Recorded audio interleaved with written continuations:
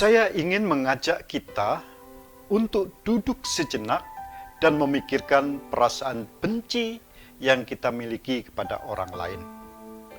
Bukan bermaksud untuk membangunkan macan tidur kebencian terhadap apapun dalam diri kita, tapi mencoba untuk mendeteksi seberapa jauh kebencian yang kita pegang erat tersebut.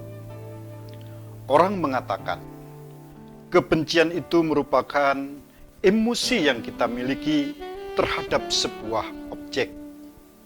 Siapapun objek tersebut, coba kita urai sejenak.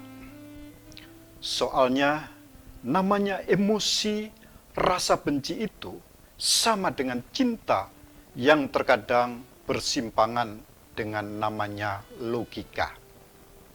Kata penulis kitab Kidung Agung, cinta itu seperti maut. Dia bisa menerjang apa saja untuk memenuhi hasrat cinta itu.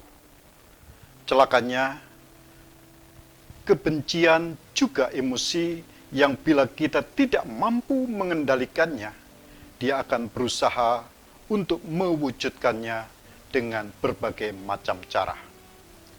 Kebencian bisa menjadi sebuah perkataan yang pedas atau penyerangan verbal yang bisa menyakitkan. Juga dalam bentuk tulisan yang sifatnya ungkapan kebencian yang bisa dirasakan oleh pihak yang menjadi sasaran kebencian itu sendiri. Tapi akan menjadi lebih berbahaya ketika kebencian itu diungkapkan dalam bentuk perilaku yang bisa saja menjadi tindakan mengerikan. Makanya kita mengenal istilah ujaran kebencian yang diatur oleh pihak yang memiliki hak untuk membuat aturan-aturan jelas mengenai ujaran kebencian itu, supaya tidak semua orang dengan gampangnya mengutarakan kebencian. Yang saya baca mendefinisikan ujaran kebencian itu sendiri sulit, dan sering yang terjadi adalah subjektif dalam menilai sebuah tindakan ujaran kebencian. Tapi kembali kepada kebencian tadi, kalau benci sama dengan cinta yang sama-sama soal emosi, bisakah kita mencoba menghadirkan pihak ketiga, yaitu akal?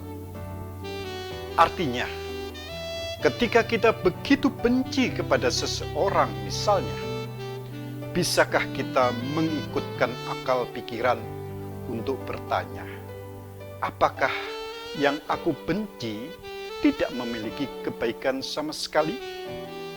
Siapa tahu, dengan tahu kebaikannya, kebencian itu mulai berkurang, atau malah sebaliknya, malah berbalik mencintainya. Kata terakhir menjadi sebuah penutup. Anda bisa mencintai seseorang tanpa perlu membenci yang lain. Sebaliknya, kalau kita membenci orang lain, carilah sisi baiknya orang tersebut. Siapa tahu kita bisa melakukan apa yang dikatakan oleh Tuhan Yesus ini. Kasihilah musuhmu. Matius 5 ayat 44. Demikian.